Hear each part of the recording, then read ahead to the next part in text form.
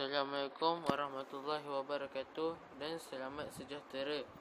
Hari ini saya akan bentangkan tajuk 2.1.3 iaitu peranan kerajaan dari aspek guna tenaga. First kali kita kena tahu apa itu guna tenaga. Guna tenaga ialah tenaga buruh yang terlibat dalam kegiatan ekonomi untuk menghasilkan barang dan perkhidmatan. Dikatakan guna tenaga penuh apabila pekerja ada pendapatan atau adanya pekerjaan. Manakala dikatakan guna tenaga tidak penuh apabila berlakunya pengangguran. Apa yang boleh dikatakan tentang guna tenaga penuh atau dikenali sebagai GTP?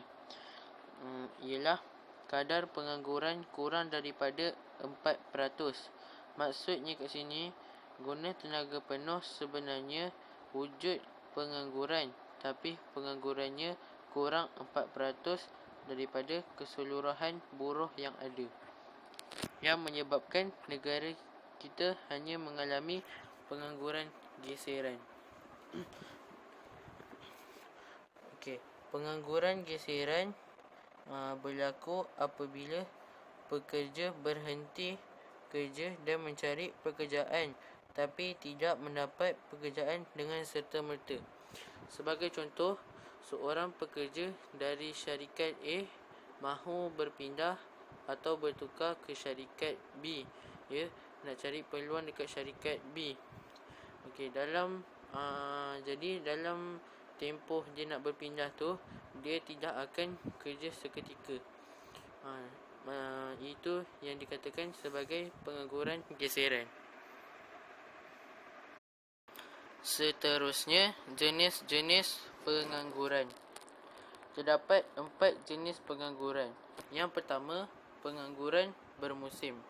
Pengangguran bermusim berlaku apabila pekerja bekerja untuk jangka masa pendek. Contohnya, seorang pekerja membuat sawah, lepas tu cukup tempoh 3 bulan dia berhenti. Ataupun pekerja kontrak, dia mengikat kontrak dengan majikan, tak tahu kerjanya 6 bulan, setahun, macam tu je. So sifat golongan pengangguran bermusim ni, dia sentiasa mencari kerja baru. Yang kedua, pengangguran kitaran.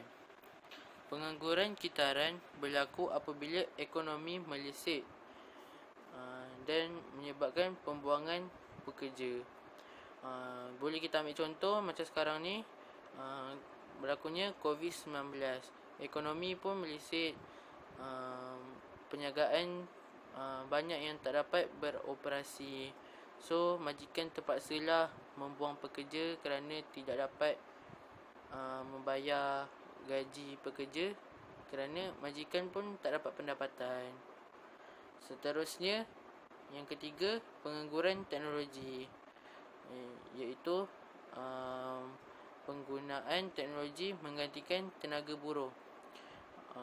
Boleh kita ambil contoh macam dulu, kalau kilang, diorang banyak gunakan tenaga manual. Tapi sekarang ni banyak kilang yang menggunakan mesin, teknologi untuk membuat satu barangan. So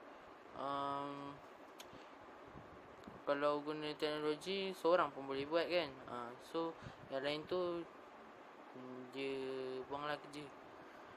Seterusnya, pengangguran struktur.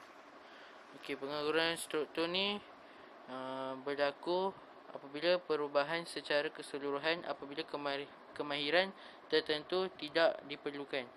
Contohnya, struktur utama iaitu pertanian bertukar kepada struktur kedua, iaitu perkilangan. So kemahiran pertanian ni tidak digunakan lagi. So orang yang mahir dalam sektor utama ni kena buang kerja dan jadilah golongan pengangguran struktur. Seterusnya, cara-cara mengatasi pengangguran Yang pertama, cara mengatasi pengangguran bermusim adalah memberi insentif kepada pihak peniaga supaya dapat membenarkan pekerja terus bekerja. Seperti pengecualian cukai. Seterusnya, pengangguran kitaran. Kerajaan perlulah melaksanakan dasar fizikal dan kewangan untuk mengatasi kemelesetan ekonomi. Jika kerajaan melaksanakan perkara ini dengan teliti, maka perniagaan dapat terus beroperasi dan pengurangan golongan pengangguran kitaran berkurang. Seterusnya, cara mengatasi pengangguran teknologi adalah membenarkan penggunaan mesin moden untuk proses tertentu saja. Maksudnya sesuatu perniagaan ni tidaklah hanya mengharapkan teknologi. Maksudnya insentif buruh juga masih digunakan lagi. Tapi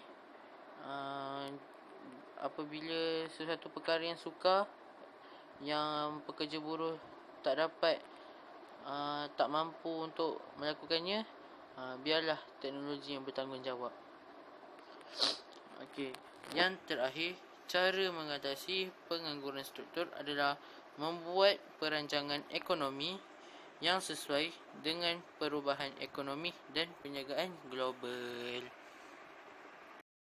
Akhir sekali, bagi akronim pengangguran adalah jenis-jenis pengangguran.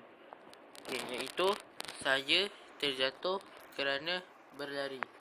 Saya untuk struktur, terjatuh untuk teknologi kerana untuk kitaran, dan berlari untuk bermusim. Itu saja pada saya. Sekian. Terima kasih.